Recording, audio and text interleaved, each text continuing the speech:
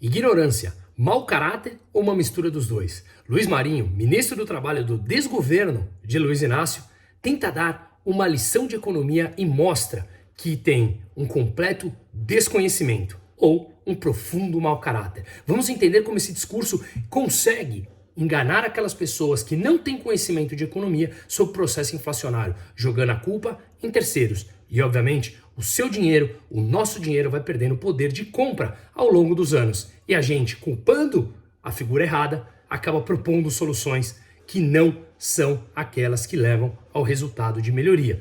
Vamos entender.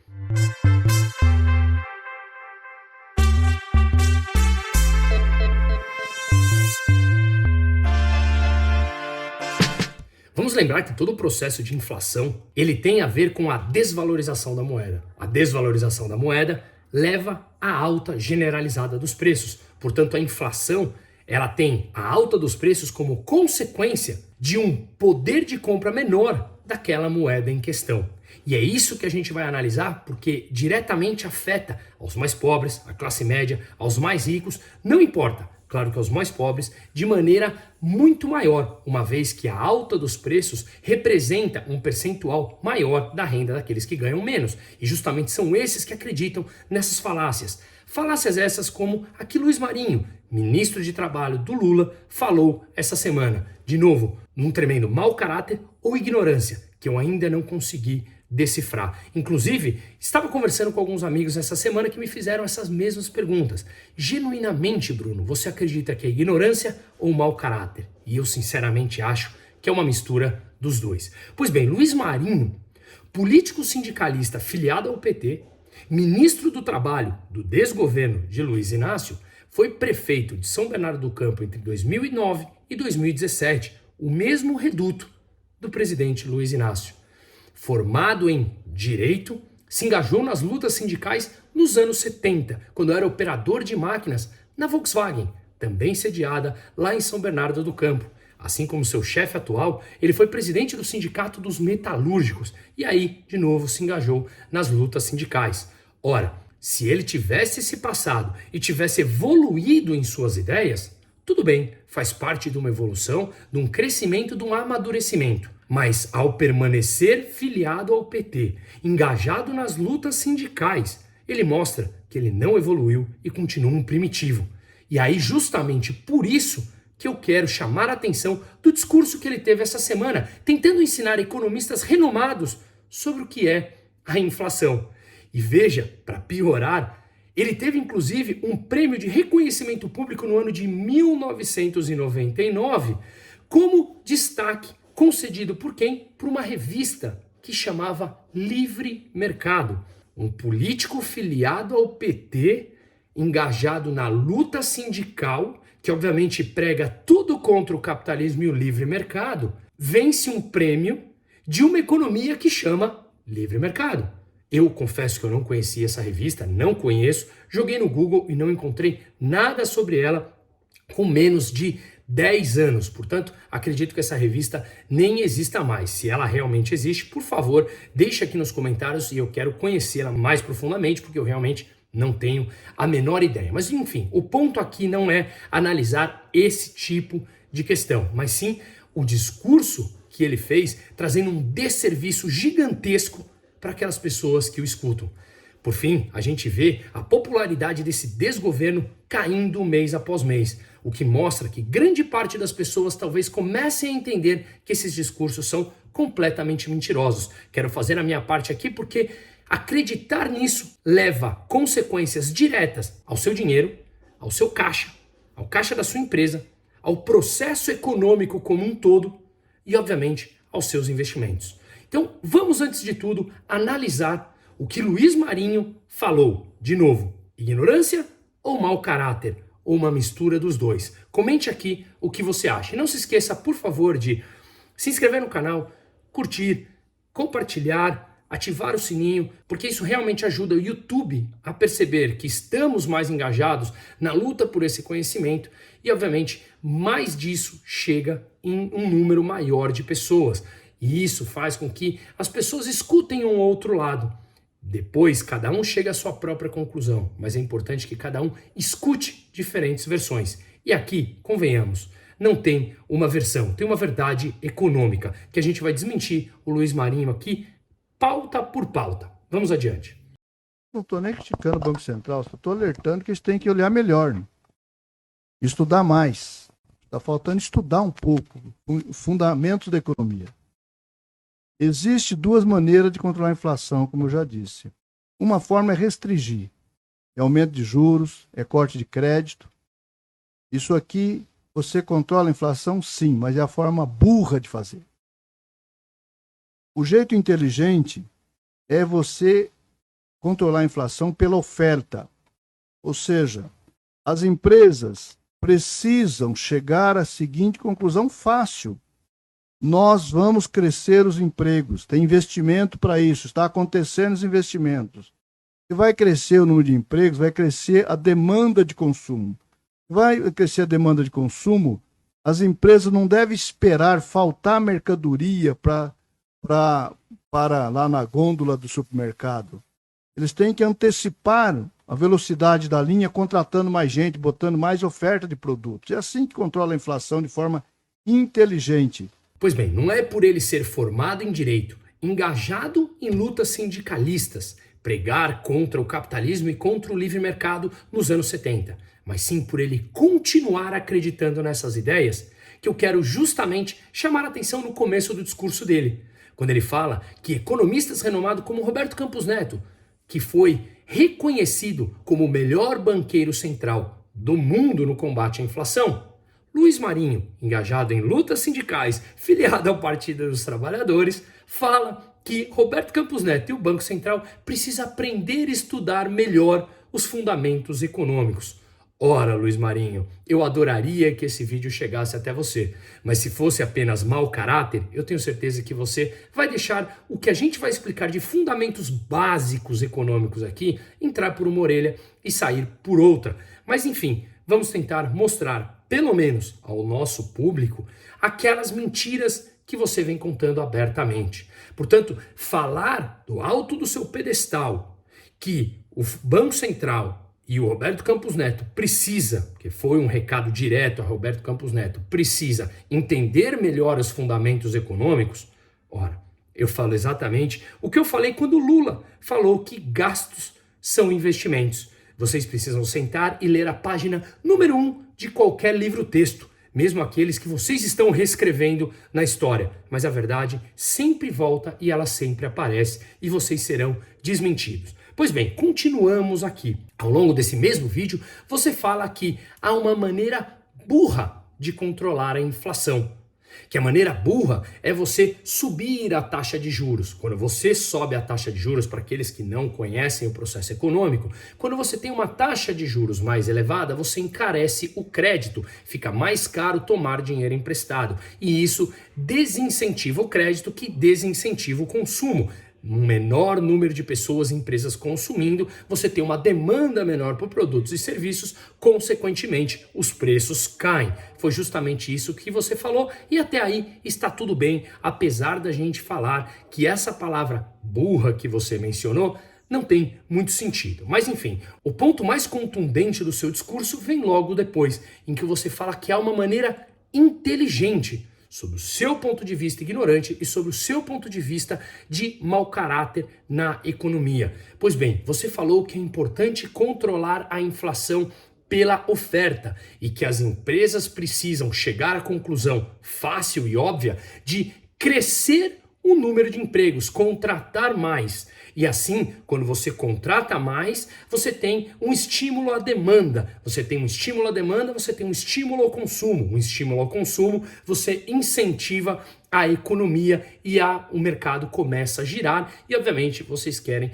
o PIB crescendo como simplesmente uma maneira de angariar votos. Você ainda segue no seu discurso mentiroso falando que as empresas não devem esperar pela falta de mercadoria, contratando mais gente e colocando mais produto nas gôndolas. Essa é, segundo você, Luiz Marinho, a forma inteligente de controlar a inflação. Basicamente, o que ele quis dizer aqui é que as empresas devem sair contratando gente Isso vai estimular o mercado de trabalho, porque você está contratando mais, que estimula o consumo, mais gente empregada estimula o consumo, mais estímulo ao consumo, você tem uma economia que gira. E aí essas empresas, girando mais, colocam mais produtos à venda e um número maior da oferta de produtos e serviços derrubaria o preço. Uma oferta maior do que a demanda acaba derrubando o preço e controlando a inflação. Ora, Luiz Marinho, você não entendeu nada sobre o processo inflacionário. Ou, repito, é puro mau caráter. Vamos fazer uma análise muito clara e muito óbvia do que é a inflação. A inflação é conhecida como a alta generalizada dos preços, só que a alta dos preços é uma consequência da desvalorização da moeda. E por que há uma desvalorização da moeda? Porque as pessoas, os investidores locais e internacionais, passam a não mais querer segurar essa moeda, manter essa moeda em tesouraria. Eu não quero mais poupar em uma determinada moeda, em reais, em pesos, o que quer que seja. E por que você não quer mais poupar numa moeda exclusivamente? Porque você acredita que essa moeda perderá valor ao longo do tempo. Se essa moeda perde valor ao longo do tempo, você prefere ou comprar produtos no curto prazo, uma vez que o produto tende a perder menos valor do que essa moeda em si, ou você acaba vendendo essa moeda para poupar numa outra moeda que terá uma valorização ao longo do tempo, segundo a sua própria opinião e julgamento. Você pode vender reais para comprar dólar, vender reais para comprar euro, vender reais para comprar Bitcoin, vender reais para comprar ouro, não importa. Mas uma venda massiva daquela moeda em questão leva uma oferta maior de venda dessa moeda, uma demanda em queda, o preço dela cai. Quando o preço da moeda cai, a moeda desvaloriza, o preço de produtos e serviços sobe. Quase tudo que nós consumimos tem produtos e partes internacionais que são compradas em dólar, seja roupa, seja o computador, seja um fone de ouvido, seja o vidro, o que quer que seja. A gente tem ou commodities ou uma parte desse processo de produção envolvido com itens que vêm lá de fora. Se você importa e paga em dólar e a tua moeda vale menos do que o dólar, naturalmente o preço acaba ficando mais caro na ponta final ao consumidor. E voltamos aqui. Se uma moeda perde valor, é porque as pessoas não mais a querem em seu caixa, não querem mais na sua carteira, no seu bolso, no seu banco, manter investimentos ou poupança naquela moeda. E por que a moeda perde valor? Justamente porque um país gasta mais do que ele arrecada, um país se endivida mais ao longo do tempo, e investidores começam a não mais ter tamanha credibilidade naquele país e param de emprestar dinheiro a eles. Se o país gasta mais do que arrecada, ele precisa que investidores locais e estrangeiros emprestem dinheiro para que ele possa fechar a sua conta. Se cada vez menos investidores e pessoas querem emprestar dinheiro ao governo, ele passa a ter uma falta de demanda pela sua dívida, falta de demanda para conseguir captar dinheiro para fechar as suas contas. Consequentemente, você tem uma demanda menor por aquela moeda local. Uma demanda menor da moeda fará com que o preço dela caia. O preço dessa moeda desvalorizando leva à alta dos preços. Portanto, entendemos aqui claramente que a inflação, a alta dos preços, é uma consequência da desvalorização da moeda. E a desvalorização da moeda tem a ver com ações governamentais, governos populistas que gastam mais do que arrecadam, que se endividam ao longo do tempo e as pessoas, investidores, passam a ter um menor apetite por emprestar dinheiro para aqueles governos. Aconteceu amplamente no Brasil nos anos 80 e nos anos 90, aconteceu na Argentina até o ano passado. Esse ano já tem mudado drasticamente esse cenário. Já venho fazendo vídeos analisando como o Banco Central argentino já está conseguindo diminuir e passar a ser detentor de dólares net, ou seja, entre entradas e saídas, o que ele estava com um terreno completamente negativo até o final do governo passado, e mostrava que ninguém queria mais deter pesos na sua carteira, pesos argentinos. E aí o que o governo precisa fazer quando não tem mais ninguém querendo emprestar dinheiro para ele? Ele imprime dinheiro. Quando ele imprime dinheiro, ele coloca mais dinheiro na economia, você tem uma oferta desse dinheiro maior para fechar as contas do governo, só que não tem a correspondente demanda das pessoas por pesos argentinos. Uma oferta maior da moeda em relação à demanda faz com que ela tenha o seu valor depreciado. O valor menor da moeda leva, obviamente, a uma inflação. No Brasil, ainda estamos longe disso. A inflação está controlada, mas o fiscal cada vez mais chama a atenção do mundo. Fiz um vídeo em que tivemos o pior ano da nossa história, 2023, com relação a contas públicas, à exceção de 2020, que foi o ano da pandemia. Tivemos fevereiro, o pior fevereiro da nossa história, com um rombo de quase 60 bilhões de reais. Tivemos janeiro, um mês de superávit. O governo conseguiu gastar menos do que ele arrecadou. Por quê? Porque ele cobrou muito mais impostos. Não é que ele cortou gastos, ele subiu mais impostos, ou seja, ele tirou o dinheiro da população e das empresas, tirando a capacidade de investimentos. Ou seja, a dívida pública brasileira frente ao PIB não para de crescer e o governo não dá qualquer sinalização de querer cortar gastos. Muito pelo contrário, só dá sinalização de aumentar impostos para conseguir fechar a sua conta. Ao longo do tempo, se o endividamento brasileiro continua subindo, e vamos lembrar que o Brasil já é o país mais endividado entre os emergentes frente ao seu PIB, na métrica do FMI, já inclusive ultrapassamos a Argentina, não em dívida nominal, em dívida frente ao PIB.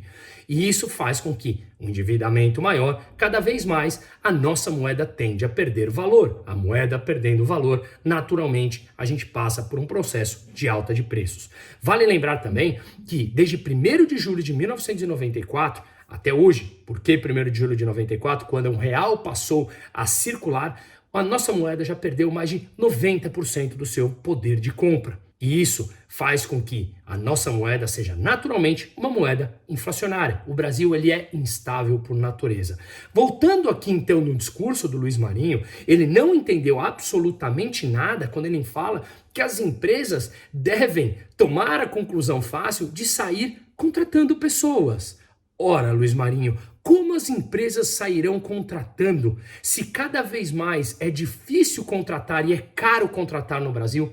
Se cada vez mais as empresas têm uma instabilidade econômica, jurídica e social, como é que a empresa vai sair contratando se não tem a correspondente demanda?